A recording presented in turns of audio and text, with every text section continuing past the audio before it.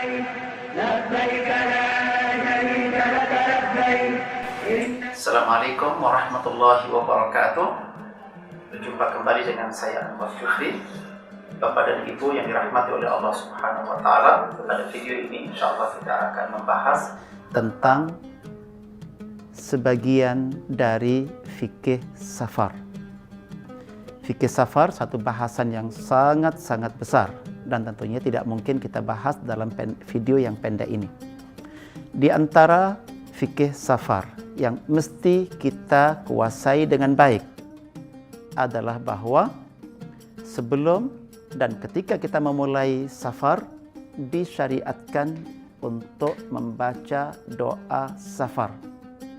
Dan di antara doa safar yang paling sempurna adalah doa safar yang diajarkan oleh Rasulullah SAW, dimulai dengan kalimat takbir, Allahu Akbar, Allahu Akbar, Allahu Akbar, Subhanalladzi sakhkhara lana hadza wa ma kunna lahu muqrinin wa inna ila rabbina lamunqalibun. Allahumma inna nas'aluka fi safarina hadza albirra wat taqwa wa minal amali ma tarda. Allahumma hawwin alaina safarana hadza watwi anna bu'dah. Allahumma antas sahibu fis safar wal khalifatu fil ahl. Allahumma inni a'udzubika min wa'tha'is safar wa ka'abatil mandar wa su'il munqalabi fil mali wal ahl. Sepintas doa safar dan naik kendaraan ini panjang. Tapi sejatinya kalau kita bedah dan kita kaji isi dan kandungan, kita merasakan bahwa bukan persoalan panjang, tetapi syarat makna. Di dalam doa safar dan naik kendaraan ini diringkaskan oleh baginda Rasulullah Muhammad SAW hal-hal yang berpotensi terjadi dalam bepergian kita.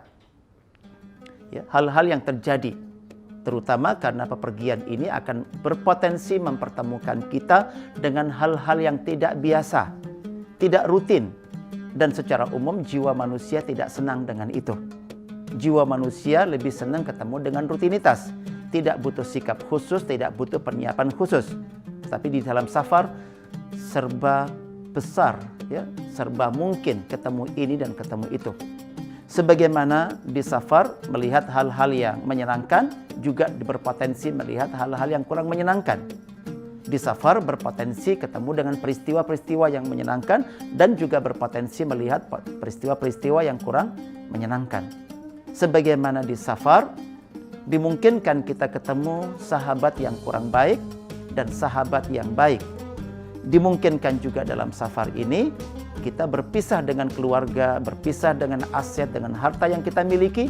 Bisa jadi nanti kita ketemu mereka masih baik-baik saja dan berpotensi juga bahwa kita pulang dan terjadi perubahan yang kurang disenangi. Tapi jauh lebih penting lagi, di dalam doa ini juga disampaikan oleh baginda Rasulullah Muhammad SAW bahwa bepergian ini adalah bagian dari proses hidup kita ini menuju kepada akhirat, ketemu dengan Allah Subhanahu wa taala. Dan jika kita diingatkan dalam doa ini, kita akan kembali kepada Allah dan ingat ketemu akan dengan Allah Subhanahu wa taala, maka kita diingatkan tentang betapa banyak nikmat yang Allah berikan kepada kita dan belum kita syukuri. Padahal pertemuan dengan Allah kita akan dihisab, kita akan diminta pertanggungjawaban. Maka pesan yang paling kuat adalah selama sependek apapun safar yang kita lakukan, haruslah diniatkan untuk menghasilkan modal besar kembali kepada Allah. Tidaklah seseorang akan mengambil keputusan untuk bepergian, apalagi juga untuk umrah, kecuali jika dia yakin bepergian ini akan menyelamatkan muka dia di hadapan Allah dan akan menyelamatkan nasib dia di hadapan Allah Subhanahu wa ta'ala. Karena itu kemudian kita senang, bahkan paling senang adalah ketika disebutkan dalam doa ini, sahabat yang akan mendampingi perjalanan kita sampai kita pulang itu Allah Subhanahu wa ta'ala sendiri. Dan juga yang kita senang dan tidak kalah senangnya dengan kita didampingi oleh Allah, bahwa harta keluarga yang kita tinggal ternyata Allah juga yang ngurus. Dari sini kita bisa total fokus kepada kebaikan yang mau dihasilkan dalam safar ini, dan tidak terganggu dengan kekhawatiran-kekhawatiran yang buruk yang mungkin terjadi di keluarga. Ini sebagian dari fikih safar. Sebagian yang lain tentang fikih safar adalah adanya konsekuensi hukum, kemurahan, kemudahan yang diberikan oleh Allah kepada kita.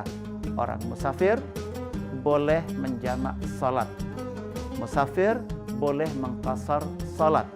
Bahkan musafir tentang puasa boleh tidak puasa walaupun dia harus mengganti pada hari yang lain.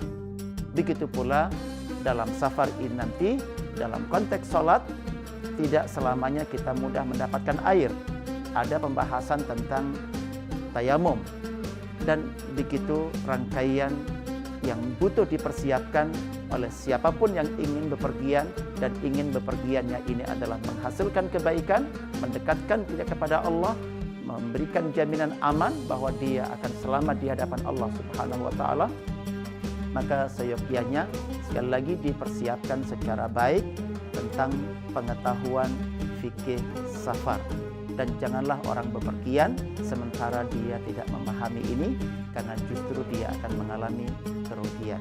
Demikian, mudah-mudahan video ini bermanfaat, dan ketemu kembali insya Allah kita pada video-video yang akan datang. Assalamualaikum warahmatullahi wabarakatuh.